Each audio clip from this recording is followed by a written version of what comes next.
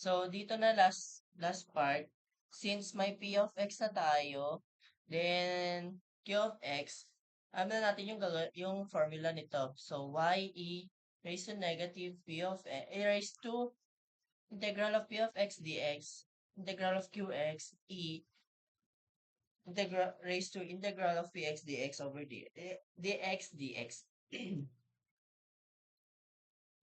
So, i-distribute lang natin yung P of X, yung P of X tsaka Q of X para makapasolve na natin siya.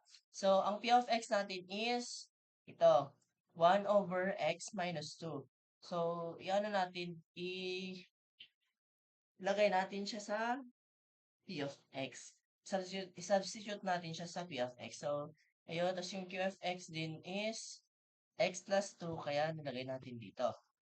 So, ganon, E over. So, ang integral ng 1 over x minus 2 is equal to y e ln of x minus 2 is equal to integral of x plus 2 e ln of x minus 2 dx. So, ito, e tsaka ln, cancel na yan, cancel na yan, cancel. So, ang naiwan is x minus 2. So, y times x minus 2 is equal to, ito naman, ibaba natin yung x minus 2. So, magmumultiply tayo dito, ganun din FOIL method, para makuha natin yung para maka-integral tayo ng sagot. Makakuha tayo ng sagot. So, this one, ito na yung So, okay, so ito na yung output niya.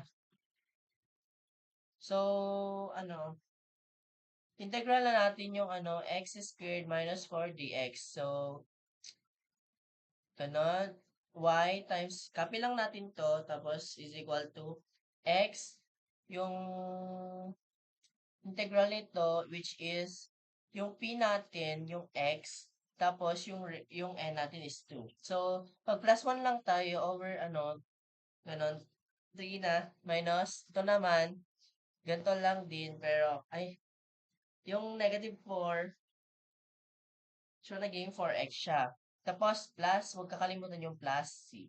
Pwedeng itong yung final answer. Wait lang pala. Sorry. So, y, tapos ganon, x cubed over 3 minus 4x plus c. Pwede naman ito maging sagot natin, pero, ang hinahanap kasi ni Sir Mervin is, lilinisin natin tong y dito sa left side. So, i-multiply natin siya ng 1 over x minus 2. So, cancel na yan. Y is equal to x cube over, multiply na, natin sa baba, since denominator naman siya. So, 3 times x minus 2 minus 4x over x minus 2 plus, yung c guys, if constant lang, any constant number that multiplies C is always C. Pero pag may kasama siyang variable which is X or Y, copy natin siya. Huwag natin siya tatanggalin.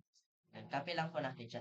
So, ang final answer natin is Y is equal to X cubed over 3X minus 6 minus 4X over X minus 2 plus C over X2.